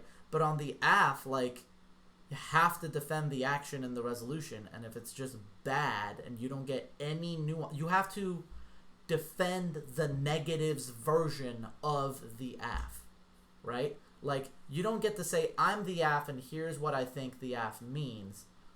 Basically, it's just like, well, the negative thinks this is what the AF means, and that's what I have to do because we don't have T debate and we don't have plans. So, let me just, like with this Medicare for All bill, resolution, right? I haven't looked into it. I'm not coaching public forum right now. But, like, one of the things I see on the subreddit is people are like, well, which Medicare for All bill? There's a few different. They're like, well, most likely it's this one, or blah, blah, blah. But, like, does the AF get to pick? Probably not, because the negative is going to say, well, that's not the most likely Medicare for All bill. So the AF is beholden to the most likely version, or just, like, what the negative wants. If the negative wanted to say, like, this version of it is bad, I don't know. Like, the point being, what is the Medicare for All AF is probably really good. But it doesn't offer the affirmative any flexibility, whereas the negative still has a ton of flexibility.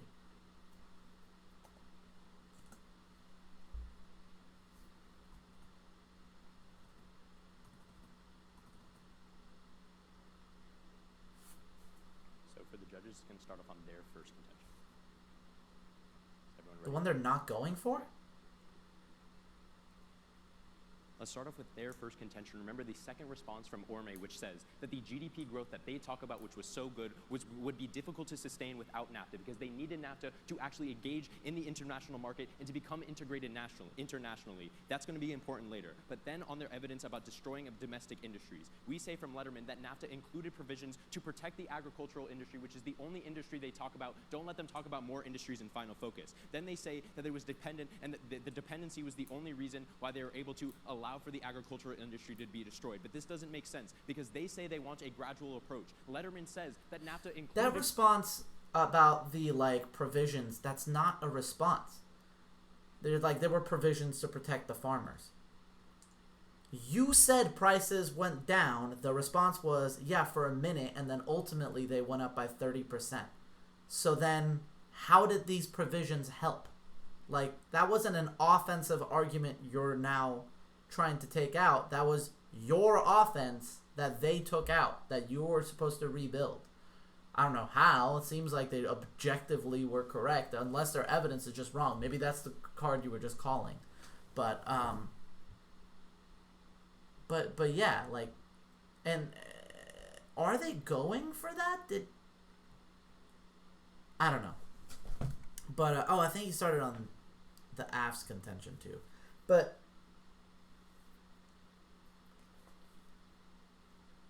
this is really the speech where if they don't talk about this framing issue, I mean, it's already too late, but it's like gonna be really, really too late. Provisions to protect the agricultural industry and gradually reduce tariffs. That means that it is not the fault of U.S. participation in NAFTA that destroyed these industries, it's rather the fault of Mexican participation in NAFTA that destroyed these industries because they did it all on their own.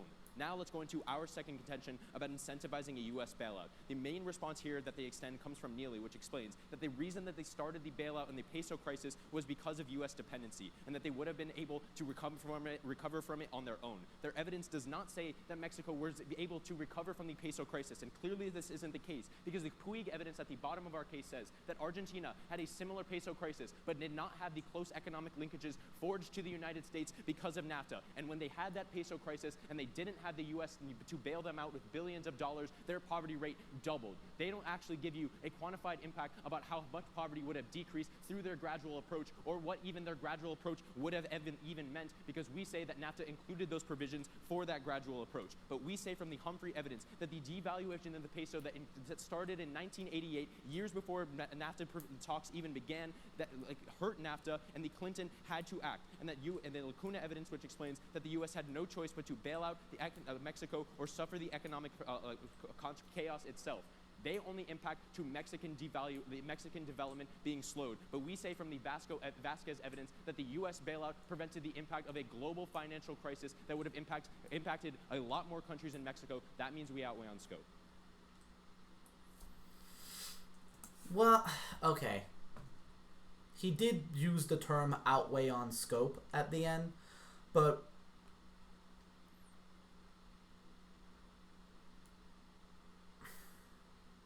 there's lots of different kinds of clash that could happen in a debate round. You can have clash about the topic. Is this topical? You can have clash about whether something is fair or whether something is educational. You can have clash about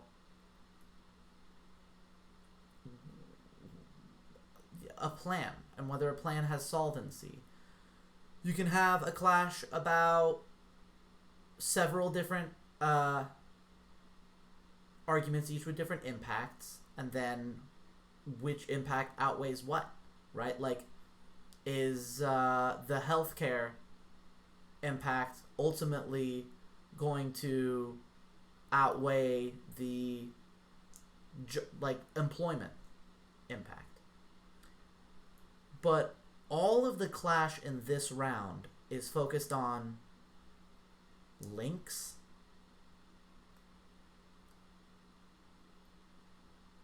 and it's all on one question regarding the links, and it's all impossible to demonstrate. The only thing that they are debating right now is what would have happened in Mexico in 1995 if the United States didn't have a trade agreement with them. And the affirmative is saying, well, let's look at Argentina, where they had a financial crisis and we didn't bail them out, and they got into a lot of poverty. And the negative is saying, hey, look at this other example of a time where we didn't have a relationship with someone, we didn't help someone out, and then they figured it out on their own because they weren't volatile from us pulling out all of our investment. And as a judge, what am I supposed to do? How am I supposed to reconcile that, right? Like, okay, we have a question about a hypothetical scenario in 1995, and the only thing that I have to go on is precedence, and I have one precedence of it going one way and one precedence of it going another. A lot of times when people are complaining about judges that just vote based on cross-ex, this is why. because you don't give the judge an objective mechanism or like way of making their decision. If you said, vote for the team that best demonstrates the question X, or look, we're going to prove X. If we can prove X, we should win, and here's why. And if we can't, vote for them. Or our opponents have to prove this thing. And if they fail to do that, you can't vote for them, and here's why. Right? Like, you need to write your judge's ballot for them. You need to say, here is what I thought was the most important argument, and here is why I think this side wins that argument. But when you don't do any of that, and you don't collapse, and you don't try to write the judge's ballot, you're just asking them to make up whatever decision they want. And when you do that, you put them in a situation where they have to make difficult, complicated decisions, which people don't do. Judges won't do that. There's no, like, they're not bad judges because of it. There's no such thing as a good judge that's just like, let me just really think about it, because that's judge intervention. That's them just doing the work for the winning side, right? It's like, well, anything that they do that's like, well, here's why the Argentina argument isn't good is something that the con should have said and apparently didn't, right? All they should do is quote one of the teams on the ballot and say, I was told this, I believe it's true, and that means I have to vote for this side. Like, I believe this one claim, everything else falls into place after that. But when you don't do that, you kind of create a situation where it's like, well, both sides agree that I should vote based on this 1995 situation, and if I believe they would have been worse off without NAFTA, I vote for the pro, and if I believe that they would be better off without NAFTA, I vote for the con, and I have one piece of evidence that says they would have been like Argentina and would have been bad, and I have another piece of evidence that said that they would have been like, I don't know, Chile, and it would have been good. So I don't know how to reconcile that, but based on how things went in Cross-X, the con seems like they're winning. I don't know what to tell you. It seems like if I vote for the affirmative, someone's going to be like, what the fuck, were you even watching that debate?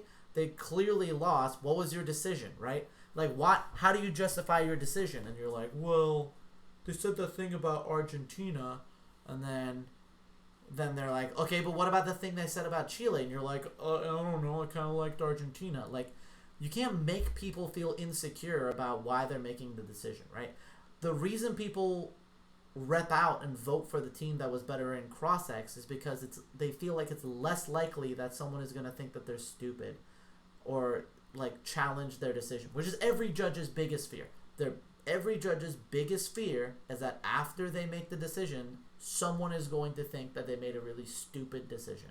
And they're always going to hedge their bets and go for what looks like the safer side.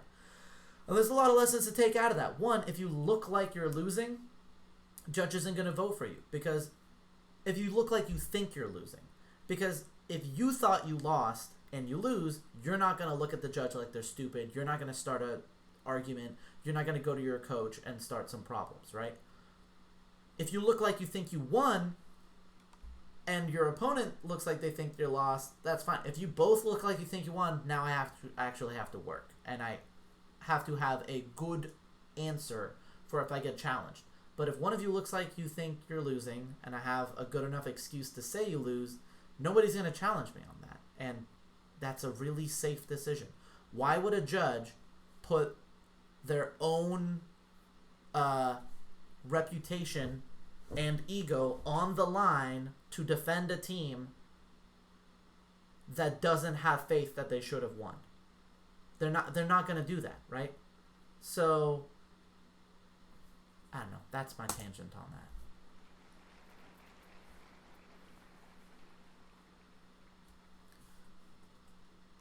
Is this? So my question. Oh my God! It's Grand Cross. Let's go. Let's start.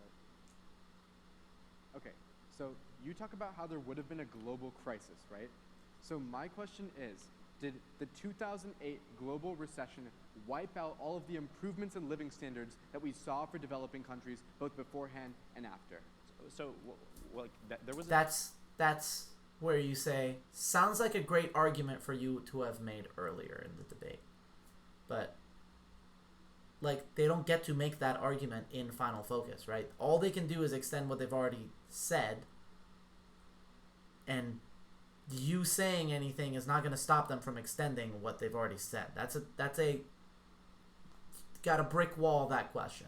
Because they're just looking for you to say something that they can say, my opponent said this in the last speech, so now let me say why that wins us the debate.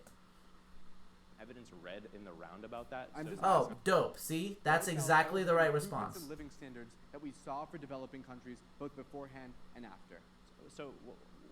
There wasn't evidence read in the round about that. I'm just asking you, like, from a historical perspective. The 2008 recession. No! Stop! You said the right answer. There was no evidence read about that. I'm just asking. Seems like you're asking so you can bring it up in the last speech. If you want to talk about it after the round, that's fine. Right? But we say in the evidence and the response that doesn't get responded to, which Eden brings up in the rebuttal, says that because Sorry. Oh my God. There must be nothing that someone named Eden hates more than being called Eden. There was some poet that, I don't know who said it. I assumed there was a poet. Somebody said that everyone's favorite word in any language is their own name. Which I don't know if that's factually true, but my extrapolation of that is that everyone's least favorite word in any language must be the most common mispronunciation of their name. Which is why my least favorite word in the world is Susan.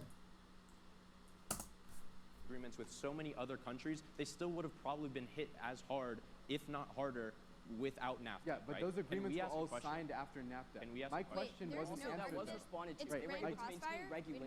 It's Grand Cross, and there was no argument like made in the round that NAFTA is the reason for those other free trade agreements. And I would also add that a lot of those free trade agreements were predated NAFTA. So it is the case that Mexico still would have had a lot of linkages to other countries throughout the world. To clarify, we're not trying to make a new response.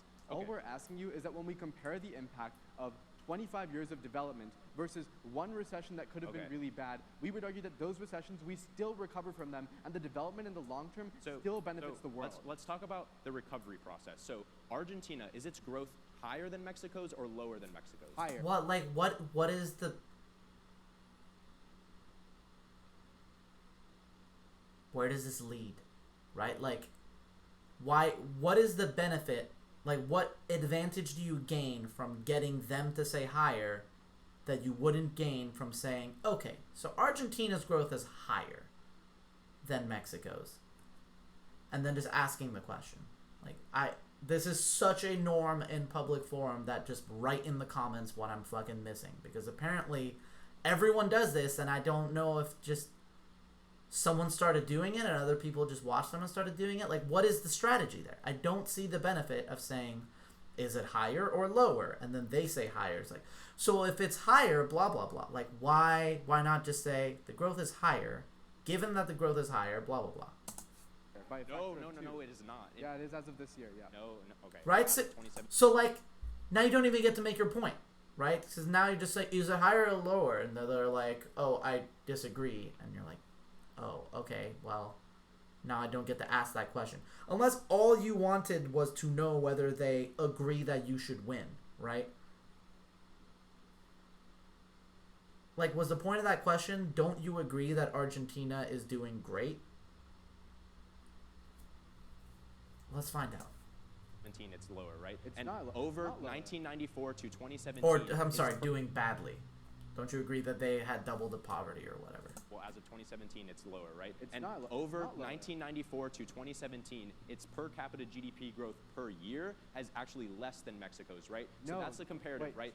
Argentina had a peso crisis without a U.S. bailout. Their poverty rate more than doubled, and their growth slowed more than Mexico's. But we have a question. Well, I mean, you just said a lot of things. I wanted to respond. Yeah, that's not a question. And you can't just talk and then ask for a question. Like, you should ask a question, right?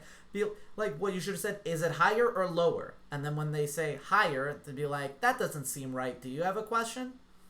And then if you have evidence that it's actually lower, just bring it up. But what are you accomplishing? Like, you're not winning the argument here. You have to win it in the next speech. Like,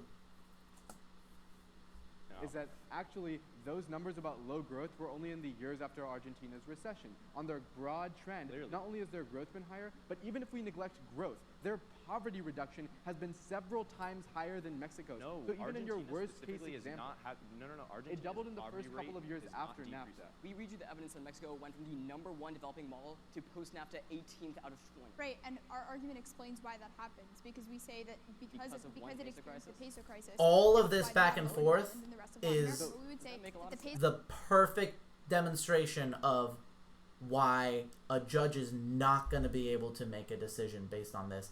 And I mean, they might, right? But it's going to be random. It's going to be a really random split. And that's not what you want. What you want is like 11-0 wins, right? Because it's just like, look, here's an objective question. They need to challenge either the mechanism of how you decide the debate, or my evidence that shows that by that mechanism we objectively win. And if you can get them to concede the mechanism and win that 1 point, you're like, great, I objectively win the debate based on what me and my opponents have agreed to. But when you're just like back and forth on what now we're talking about, okay, how do we know if Argentina is doing well or not? We could look at 2017, where the most recent evidence was, but that was like right after some small recession they had. And on the overall trend, it's like generally been better off and generally not good. But where does that compare to Mexico? Because really it's only as useful as like how well we think it models Mexico. Mexico used to be 18th, and like there's no clear... No judge is sitting watching this debate and thinking, yeah, it's over. I know exactly which side I'm going to vote for and what I'm going to write on my ballot. I think they're going to get a lot of good jobs, great speaker, and something like, in the end, I decided to vote on the argument that blank, which is not what you want your ballot to look like. What you want your ballot to look like is, I agree that blank. So crisis without the bailout would have been a lot worse and would have caused Or even better, this side wins because. Like, you don't want it to be like, I thought about it for a while and here's what I'm going with. lower rates of poverty reduction and even lower rates of growth. And number two, that same impact would have been seen across Latin America had the U.S. bailout not occurred. Other which Latin our evidence American specifically says were happened hit by because of recession. Can we have a question? Can we have a question? You guys about can have a like question. Narrative, right? So, how much slower would have the Mexican economy liberalized without NAFTA? Who can answer that question?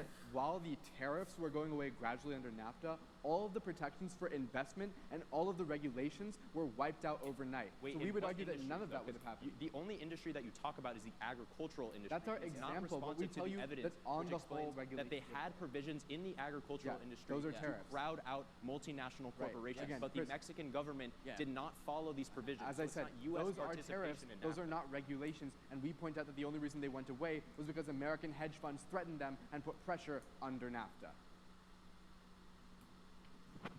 This debate isn't getting smaller. It's just now tariffs are involved. What happened? Are we still on the mic? Oh, we're still on the mic. Yo, turn us down, fam. That's funny. Yeah, the debate should get simple and smaller at the end. Yeah. Not Okay. Cool. We made it. not just like keep having My new last shit come speech up ever. in the last Let's do cross-sex. it. Time starts.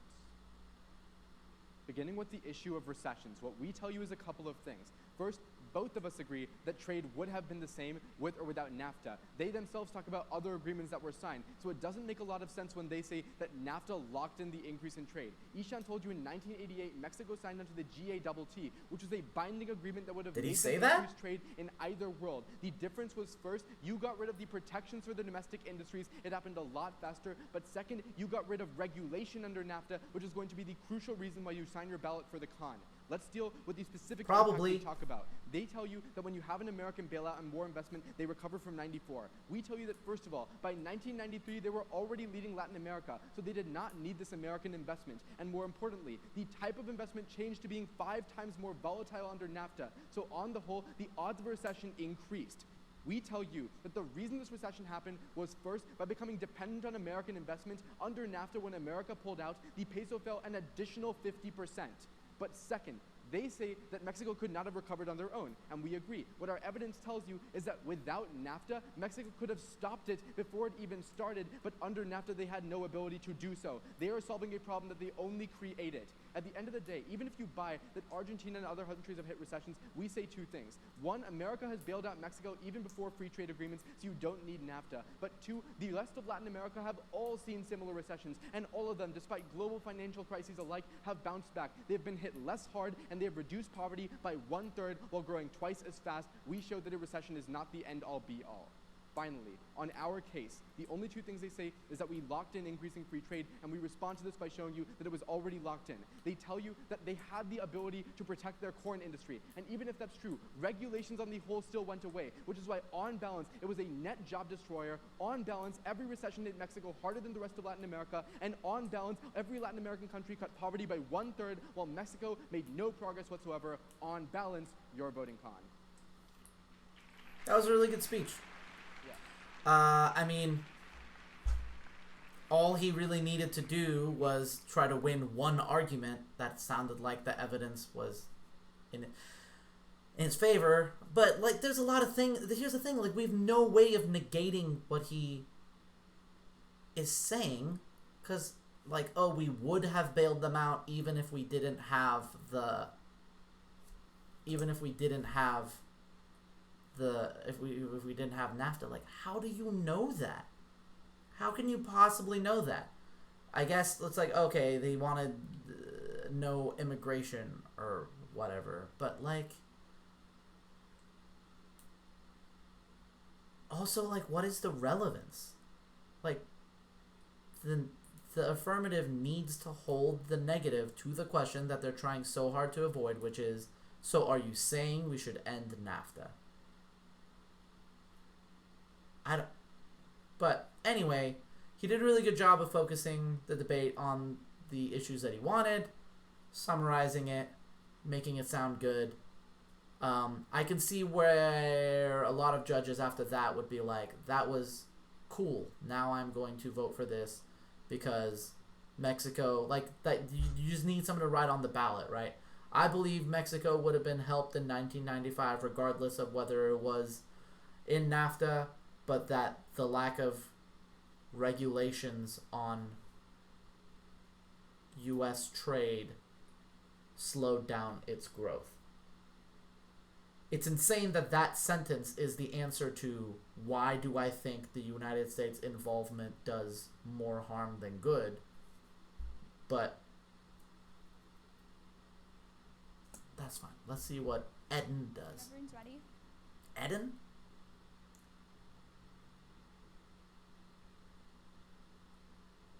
Weisborough explains that all the growth that they talk about happened during protectionism. But second of all, Orme explains that without NAFTA, the growth that they talk about would not have been sustainable. They say that Mexico was already involved in the gap, but they dropped the warrant behind the Orme evidence, but they never interact with throughout. See, like, you're behind the 8 ball at the point where you're trying to, where you have to go so fast, you're trying to focus so much on these different pieces. You're just not, rhetorically, it doesn't look good.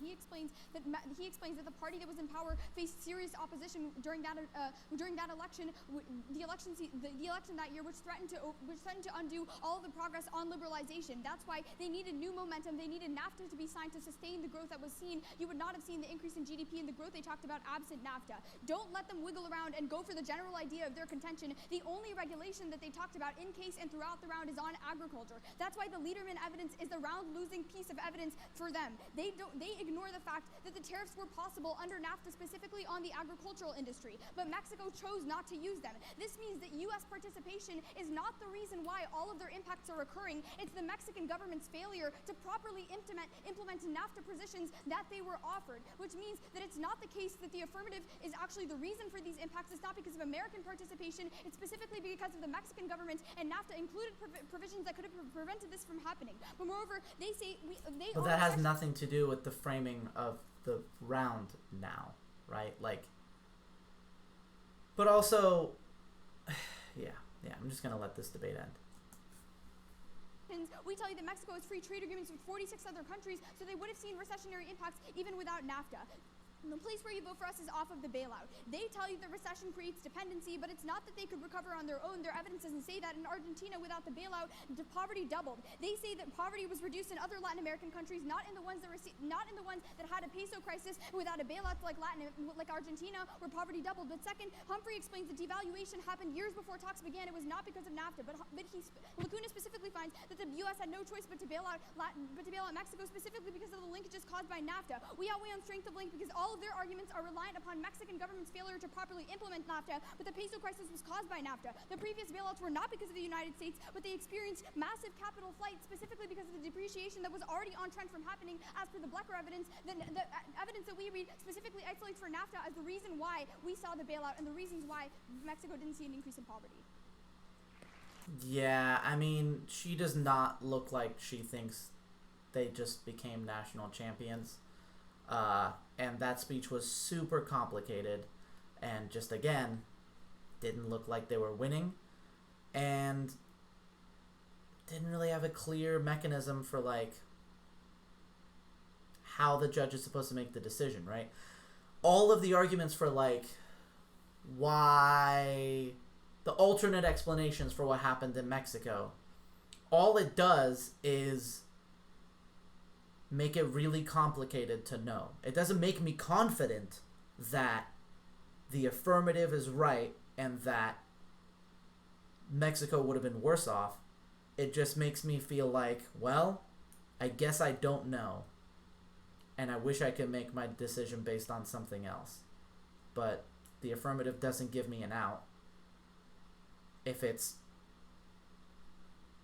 If I'm voting on presumption, I'm going con anyway. Con has the cleaner presentation in the round. Like, all of my deferrals are going con. I think the only way I vote AF in this debate is if for whatever reason I'm really into one piece of evidence that didn't really get talked about the way it should have. But let's watch them shake hands. Oh, that's sweet. Do you get to see them win? I'm sure there's a video. Hey, person who I'll just go back.